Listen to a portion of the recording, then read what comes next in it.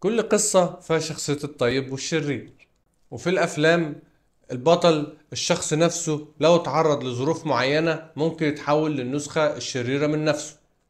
والأكل زي كل حاجة في الدنيا فيه الطيب وفيه الشرير.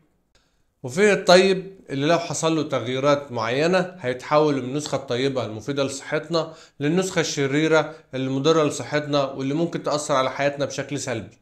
أنا دكتور عبد المجيد، والنهاردة هنلعب لعبة لطيفة مع بعض. هيطلع لنا على الشاشة نوع أكل، وأنا هقول لك هو إيه في القصة، طيب ولا شرير ولا الاتنين مع بعض. يلا بينا. يلا بينا. يا ساتر يا رب، مخدرات دي ولا إيه؟ أهلا، أسوأ من المخدرات. شرير طبعا، ده زعيم الأشرار كلهم. أي مجرم هيظهر بعد كده في القصة غالبا هيكون السكر جزء من تكوينه.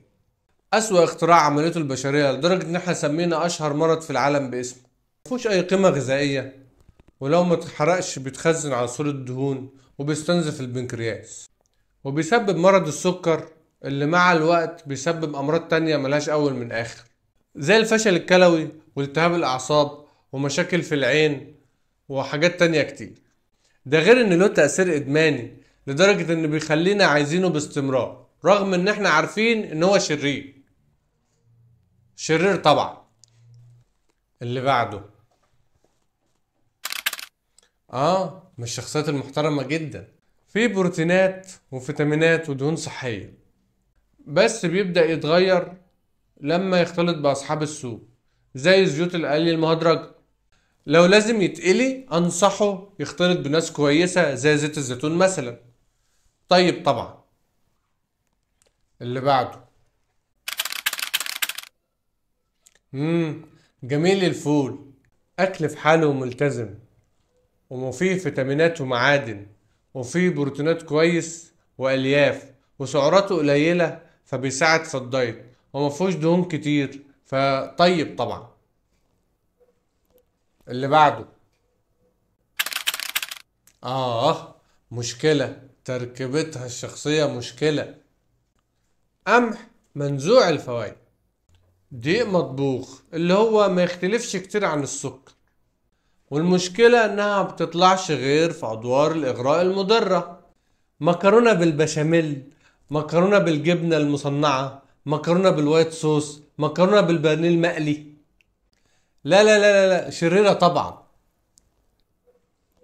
اللي بعده الفراخ.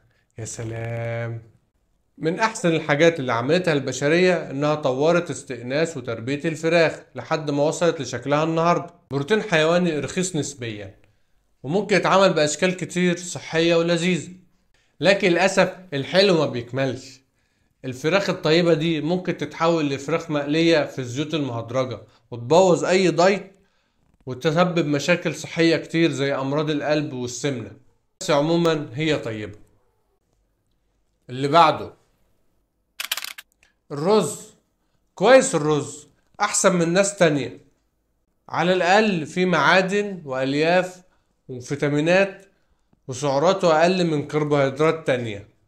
بس في الأول وفي الآخر كربوهيدرات مهم تسيطر على كميته عشان ما يضركش. بس هو طيب. كمان واحدة، كمان واحدة. دول بقى فخر الإجرام. خلطة الشر الصافي، دقيق معجون بالسكر والدهون المصنعة، كربوهيدرات سريعة الامتصاص ودهون ضارة، وسكر عشان يدي بقى تاتش الإدمان. لو الشيطان عايز يصمم شخصية أكل ما كانش يعملها أحسن من كده. لو الحلقة عجبتك عرفنا بلايك، ولو عاوز نعمل جزء تاني عن أكل تاني قول لنا في الكومنتات. ولو لسه مش مشترك في القناة اعمل اشتراك وشير الفيديو بين أصحابك وحبايبك. خلي بالك وعيشها بصحة.